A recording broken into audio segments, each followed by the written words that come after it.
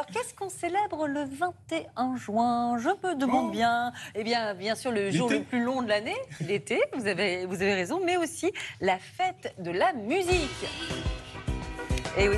Musique avec vous, Binti Diallo. Oui, j'avais envie d'écouter un Alors, petit France l'événement a Gall. 40 ans aujourd'hui et ça se fête. Et oui, ça fait 40 ans que on a toujours ce groupe de musique qui vient jouer au coin de notre rue et qui a plus ou moins de talent. Je crois que Thomas chante ce soir du Reggiani devant France Télé. Je crois que vous avez pris le rendez-vous. C'est l'italien.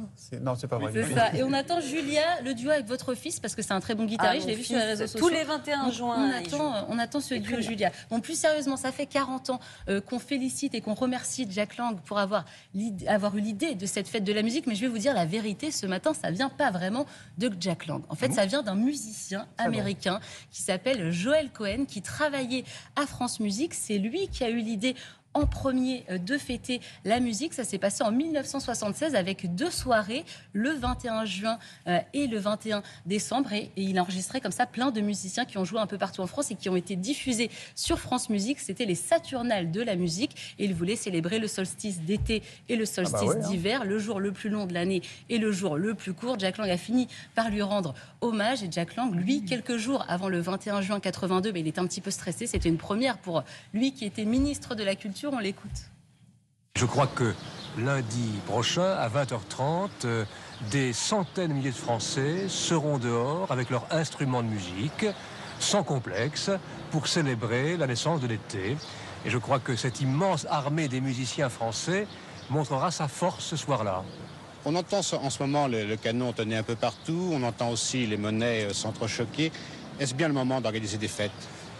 Mais je crois que si on veut gagner les batailles contre la dépression, contre le chômage, pour la réanimation économique du pays, il faut avoir confiance en soi-même.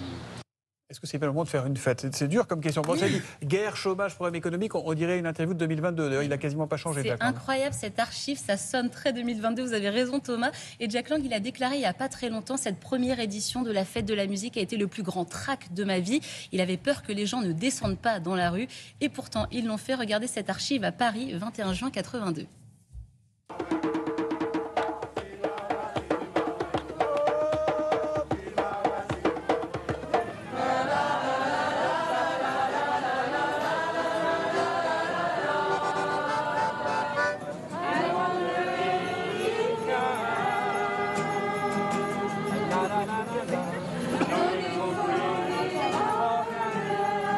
Alors on le pense vraiment ça, hein?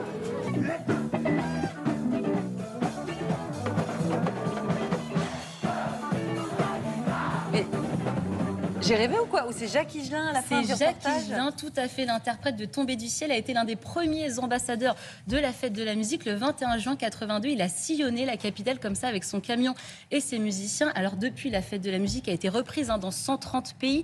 Donc vous imaginez, on est quand même des ambassadeurs incroyables. On peut quand même être très très fiers de ça. Et pourtant, c'était pas gagné. La première édition, la presse était très sceptique. Vous l'avez entendu.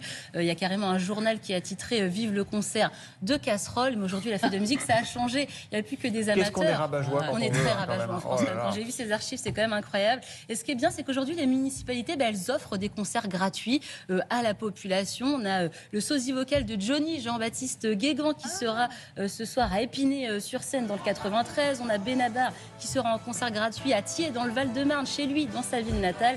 Et on aura bien sûr Emmanuel Macron qui fera la fête à l'Élysée, parce que la fête de la musique à l'Élysée, c'est aussi tous les ans. C'est gratuit, c'est ouvert au public. On peut y aller? On peut y aller, mais bon, il y a déjà plus de place malheureusement pour cette année.